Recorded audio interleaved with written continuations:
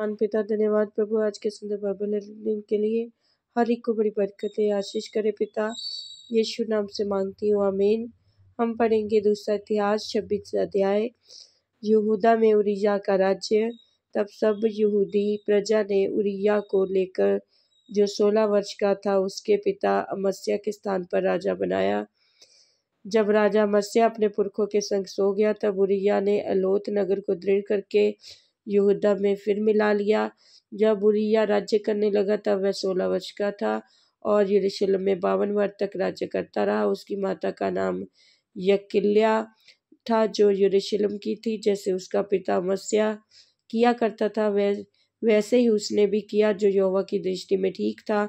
जकरिया के दिनों में जो परमेश्वर के दर्शन के विषय समझ रखता था, वह परमेश्वर की खोज में लगा रहता था, और जब तक वह यहोवा की खोज में लगा रहा तब तक परमेश्वर ने उसको सफलता दी। तब उसने जाकर फलिश्तियों से युद्ध किया और गत यब्ने और अशदोद की शहर पनाह गिरा दी, और अशदोद के आसपास और फलिश्तियों के बीच नगर बसाए।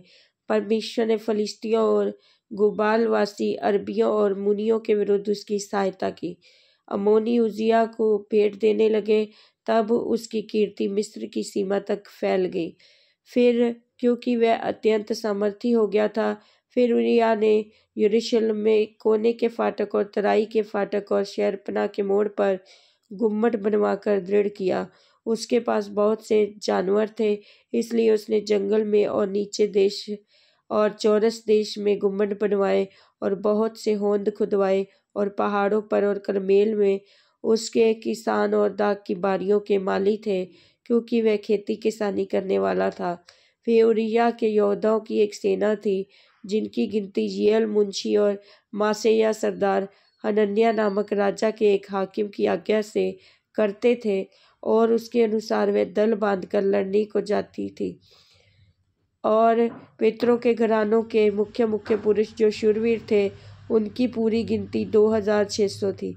उनके अधिकार में 3,7,500 की एक बड़ी सेना थी, जो शत्रुओं के विरुद्ध राजा की सहायता करने को बड़े बल से युद्ध करने वाले थे। इनके लिए अर्थात पूरी सेना के लिए उरिय्याह ने ढाले, भाले, टोप, झिलम, धनुष और गोफन के पत्थर तैयार किए।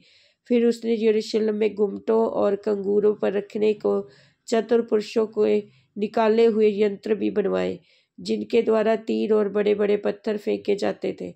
उसकी कीर्ति दूर दूर तक फैल गई, क्योंकि उसे अद्भुत सहायता यहाँ तक मिली कि वह समर्थी हो गया। उरिय्याह का घमंड और उसका दंड।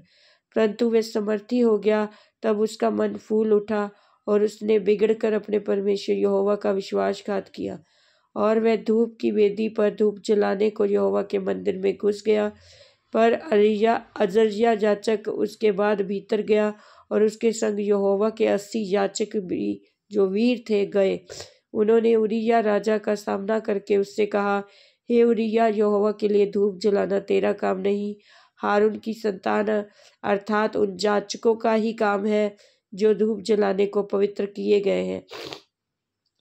तू पवित्र स्थान से निकल जा, तूने विश्वासघात किया है यहोवा परमेश्वर की ओर से, ये तेरी महिमा का कारण ना होगा। तब उरिय्याह धूप जलाने को धूपदान हाथ में लिए हुए झुंझला उठा। वे याजकों पर झुंझला रहा था कि याजकों के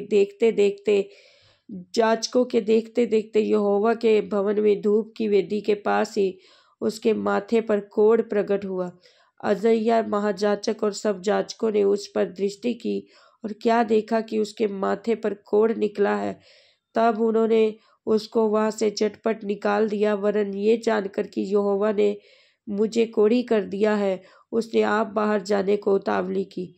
उरिय्याह राजा मरने के दिन तक कोढ़ी रहा और कोढ़ के कारण अलग घर में रहता था।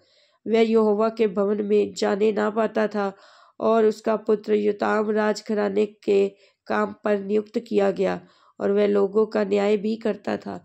आदि से अंत तक उरिय्याह के और कामों का वर्णन आमोस के पुत्र यशायाह नबी ने लिखा है। अंत में उरिय्याह अपने पुरखों के संग सो गया, और उसको उसके पुरखाओं के निकट राजाओं में के मिट्टी देने के खेत में मिट्टी दी गई, क्योंकि उन्होंने कहा वह कोढ़ी है, और उसका पुत्र योताम उसके स्थान पर राज्य करने लगा। इस वचन के द्वारा पर ब्लेस करेंगे। आमीन। सबको जय मसीह।